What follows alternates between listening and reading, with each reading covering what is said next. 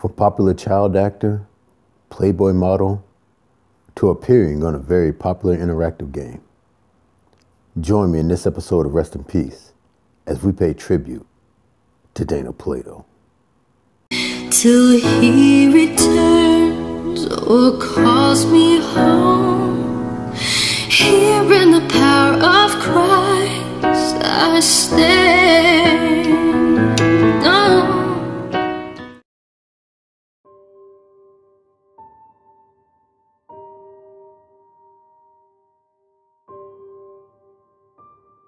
Dana Michelle Strain was born on November 7, 1964 in Maywood, California, to Linda Strain, an unwed teen mom who was already struggling trying to raise an 18-month-old at the time. Not being able to take care of her, Linda gave Dana up for adoption, to where at 7 months old, she was adopted by Florine and Dean Plato. She was raised in the San Fernando Valley, where she lived with her adopted parents till she was 3, before they divorced and Dana went to live on with her mother. Getting thrusted in the child star Hollywood spotlight at the age of 7, Dana began appearing in TV commercials before making her film debut in the horror film Return to Boogie Creek. In addition to acting, Dana was also a very excellent figure skater, to where at one point she tried for a spot on the Olympic figure skating team. While doing so, she also made a brief appearance on TV's The Gong Show. It was here where Dana was spotted by a producer that would help her secure her most famous role, playing Kimberly Drummond in the hit TV show Different Strokes. She would play the role until its conclusion in 1986, but during 1984, she was written off for a while due to getting pregnant by her then husband, Lanny Lambert. She would continue to make guest appearances until finally making her appearance on January 17, 1986, where her character suffered the effects of bulimia. After the show's conclusion, Dana tried to achieve success outside her Different Strokes career, but found it rather difficult to do so. Also during this time, she started struggling with drugs and alcohol, which caused so many problems in her marriage that it eventually led to her and Lanny separating in January of 1988. Still attempting to find work, however, Dana would eventually make the choice of getting breast enhancement surgery to boost her image, which eventually led to her posing for Playboy in June of 1989. However, film-wise, she was only able to land B-movie roles. But once the 90s hit, things really started to seesaw for Dana Plato. In March of 1990, during her divorce, she lost custody of her son and was given visitation rights. Not only that, she struggled with poverty and unemployment. But her biggest low came in February 28 of 1991, when Dana Plato robbed a video store with a pellet gun. When the clerk called 911, their exact words were, and I quote, "I just got robbed by the girl that played Kimberly Drummond on Different Strokes." About 15 minutes later, after she robbed the place, Dana came back to the scene and was arrested immediately.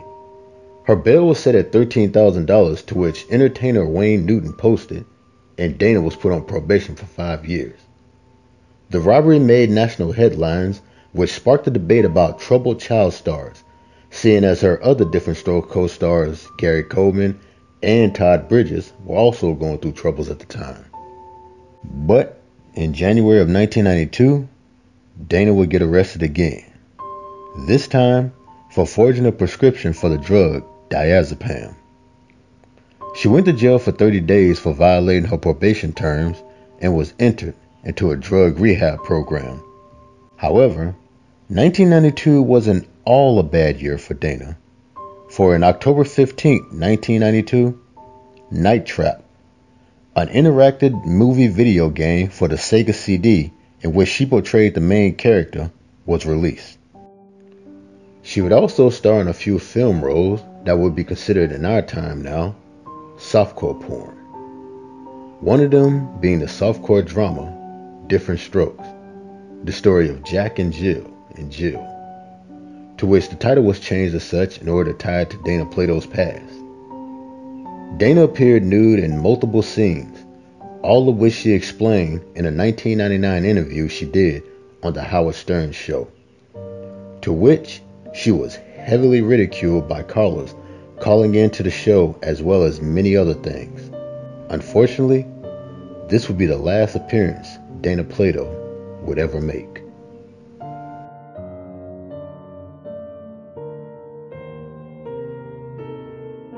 On May 8, 1999, just one day after her Howard Stern interview, Dana Plato and her fiancé, Robert Menchaca, were heading back to California in their Winnebago home when they made a pit stop at Menchaca's house in Moore, Oklahoma.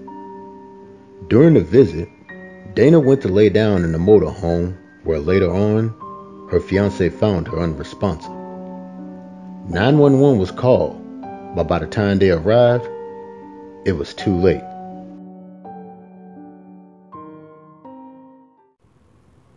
During Dana's autopsy, the coroner found a massive amount of the painkiller Loratab in her system, and her death was ruled a suicide. Dana Plato's body was cremated, and her ashes were scattered in the Pacific Ocean. She was 34 years old. I'm Psycho Rick. Thanks for watching. Different strokes it takes. Different strokes to move the world. Yes, it does. It takes different strokes to move the world. Till he returns or calls me home, here in the power of